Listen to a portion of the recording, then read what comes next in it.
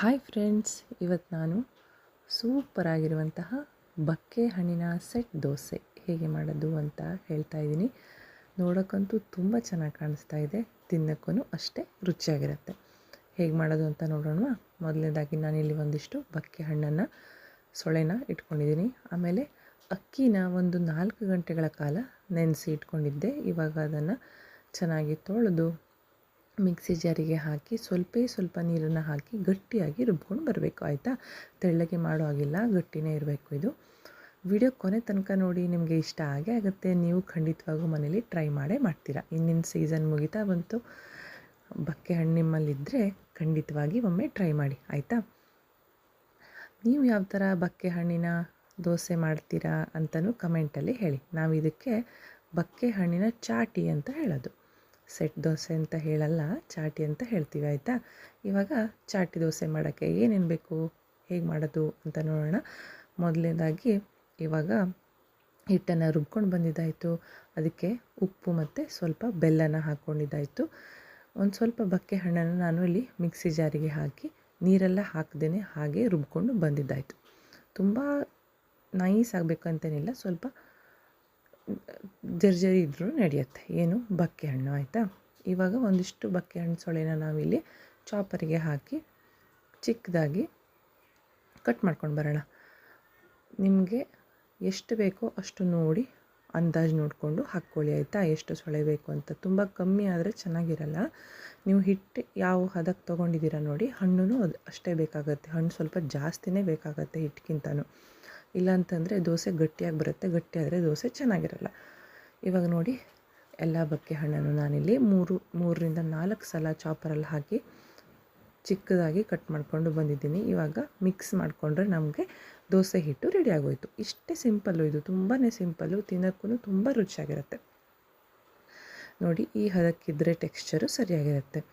ಇವಾಗ ಕಾವಲಿನ ಕಾಯಕ್ಕಿಟ್ಟಿದ್ದೆ, ಇದನ್ನು ಬಿಸಿ ಬಂದಿದೆ. ಎಣ್ಣೆನ ಒಂದು ಸಲ ಸವರ್ಕೊಂಡು ದೋಸೆನ ಎರ್ಕೊಳ್ಳೋಣ.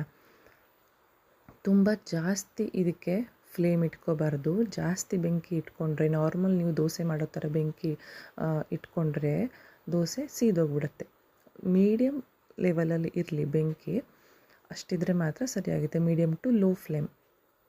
ಇವಾಗ ಈ ಥರ ಚಿಕ್ಕದಾಗಿ ಸೆಟ್ ದೋಸೆ ಥರ ಹಾಕಿ ಮುಚ್ಚಿ ಇವಾಗ ತೆಗೆಯೋಣ.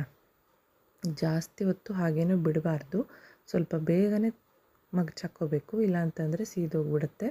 ಹಲಸಿನ ಹಣ್ಣಿನ ದೋಸೆ ಮತ್ತು ಈ ಚಾಟಿ ಇವೆಲ್ಲ ಅದೇ ಥರನೇ, ಸ್ವಲ್ಪ ಸಿಹಿ ಇರುತ್ತಲ್ವ, ಬೇಗ ಸೀದೋಗ್ಬಿಡುತ್ತೆ ಜಾಸ್ತಿ. ಅದಕ್ಕೇ ಬೆಂಕಿನೂ ಕಮ್ಮಿ ಇಟ್ಕೋಬೇಕು ಮತ್ತು ಸ್ವಲ್ಪ ಬೇಗನೂ ತೆಗಿಬೇಕು.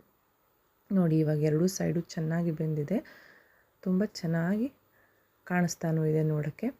ತಿನ್ನೋಕ್ಕೂ ಅಷ್ಟೇ ತುಂಬ ಚೆನ್ನಾಗಿರುತ್ತೆ. ನಾನಿಲ್ಲಿ ಇದನ್ನು ಎಣ್ಣೆ ತುಪ್ಪ ಏನೂ ಹಾಕದೇ ಒಂದನ್ನು ಫಸ್ಟಿಗೆ ಬೇಯಿಸ್ಕೊಂಡಿದ್ದೀನಿ. ಇವಾಗ ಇನ್ನೊಂದು ಇದೇ ಥರ ಮಾಡೋಣ.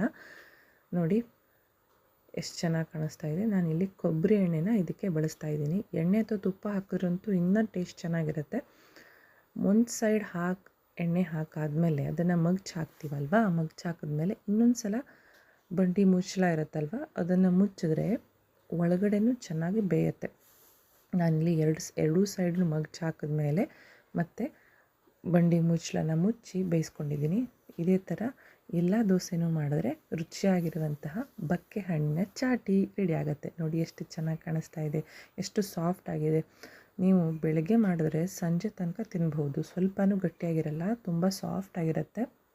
ಇದ್ರ ಕಾಂಬಿನೇಷನ್ನು ನಾರ್ಮಲ್ ಕಾಯಿ ತುರಿ ಮತ್ತು ತುಪ್ಪದ ಜೊತೆ ತಿನ್ನಬಹುದು, ಯಾಕೆಂದರೆ ಸ್ವೀಟ್ ಆಗಿರುತ್ತಲ್ವ. ಇಲ್ಲಾಂತಂದರೆ ನಿಮ್ಗೆ ಇಷ್ಟವಾದಂತಹ ಚಟ್ನಿ ಜೊತೆನೂ ಇದನ್ನು ಸರ್ವ್ ಮಾಡಬಹುದು. ನೋಡಿ ಎಷ್ಟು ಸೂಪರು ಮತ್ತು ಎಷ್ಟು ಸಿಂಪಲ್ಲಾಗಿ ಮಾಡಾಯಿತು. ಹೌದಾ? ನೀವು ಒಮ್ಮೆ ಟ್ರೈ ಮಾಡಿ ಅಂತ ಹೇಳ್ತಾ, ಈ ವಿಡಿಯೋ ನಿಮಗೆ ಇಷ್ಟ ಆಗಿದೆ ಅಂತ ಅಂದ್ಕೊಳ್ತೀನಿ. ಇಷ್ಟ ಆದರೆ ಆದಷ್ಟು ಜನಕ್ಕೆ ಶೇರ್ ಮಾಡಿ, ಲೈಕ್ ಮಾಡಿ ಹಾಗೂ ಸಬ್ಸ್ಕ್ರೈಬ್ ಮಾಡಿ ಅಂತ ಹೇಳ್ತಾ ಮುಂದಿನ ಹೊಸ ವಿಡಿಯೋದೊಂದಿಗೆ ಬರ್ತೀನಿ. Thank you.